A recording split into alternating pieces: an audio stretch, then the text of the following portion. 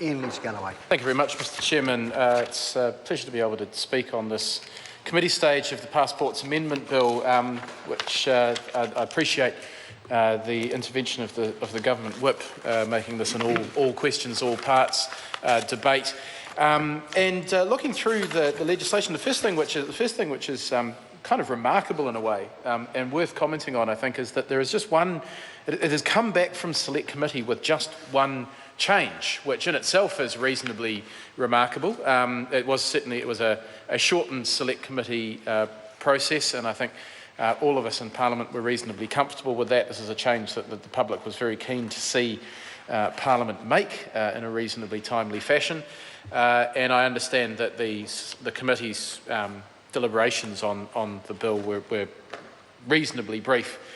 So the fact that there's just one change is remarkable in of itself, but the fact that it's a change to the commencement date to bring the commencement forward, I don't know that I've seen that before actually. That demonstrates the height of efficiency on the part of the Parliament, and I think something to be applauded and congratulated, to congratulate the Select Committee for bringing the commencement date forward. I know there'll be a lot of people, and the Minister mentioned this, there'll be a lot of people who are travelling over the summer period who will appreciate the commencement date coming forward slightly. Sir, I had a quick look at some of the submissions. Since there were no changes made to the bill, I was interested to see if any of the submissions requested changes to be made to the bill. One thing that did appear to come up is around this issue where for a lot of countries, when you apply for a visa, or if you're entering a country, you have to have your passport needs to be valid for a period of time. Often it's 6 months, sometimes longer. So in effect, that in effect shortens the length of the life of a passport. If you're coming towards the end of even your 10-year passport, say there's 4 months left to run on it, you effectively need to apply for a new passport to be able to travel to a number of jurisdictions because of that. And I noticed this came up in some of the submissions, especially around the question of if you do apply for your passport in advance of expiry, your next passport will then last for 10 years from the point at which you apply for that next passport, not 10 years from when your current passport expired. And that again effectively shortens the life of the next passport. And I wonder if that was something that the Select Committee gave consideration to, and what, if they sought advice, and what advice was given about obviously why that was not a desirable change to make, because by my reading of it, as a member who wasn't on the Select Committee, by my reading of it, that is that kind of change was not made at Select Committee. Although it's a valid point. Less important with a 10-year passport. If you're looking at it as in percentage terms, less important with a 10-year passport than it has been with a 5-year passport.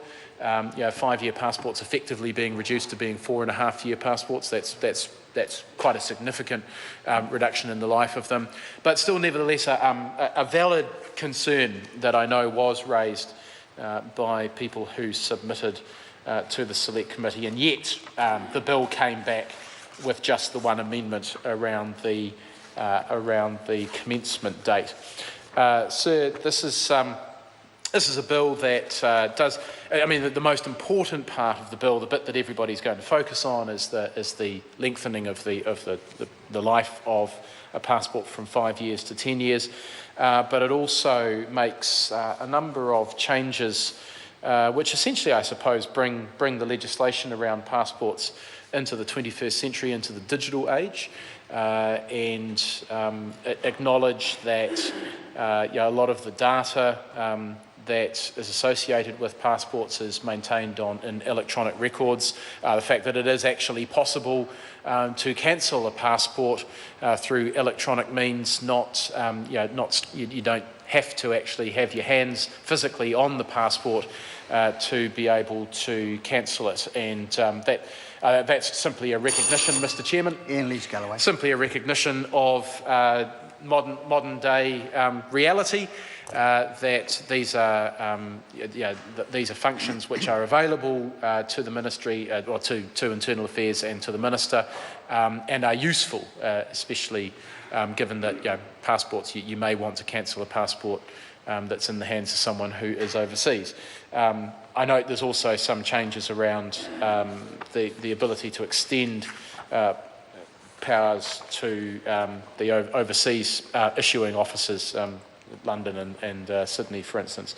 So, overall, this is a good piece of legislation that the opposition has been happy to support. Some question marks around the fees, but ultimately we appreciate and accept the explanation that was made by the Minister around that.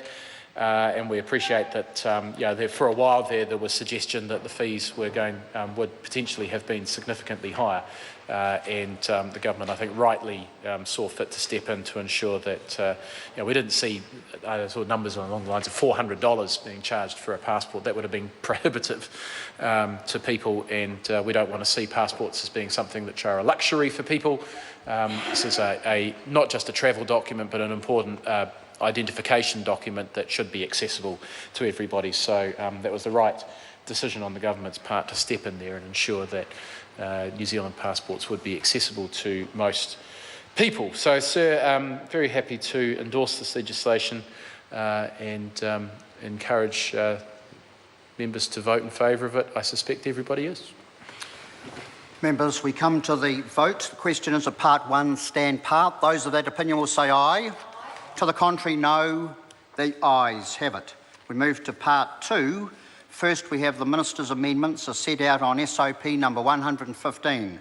The question is that the amendments be agreed to. Those of that opinion will say aye. To the contrary, no. The ayes have it. The question now is that part 2 is amended stand part. Those of that opinion will say aye. To the contrary, no. The ayes have it. Members, we now move to the schedule, and the question is that the schedule stand part. Those of that opinion will say aye. To the contrary, no. The ayes have it. Members, we now come to the clauses, and the question is that clause 1 stand part.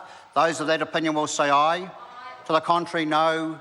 The ayes have it. The question now is that clause 2 stand part. Those of that opinion will say aye. To the contrary, no. The ayes have it. Members, I'll report this bill with amendment presently.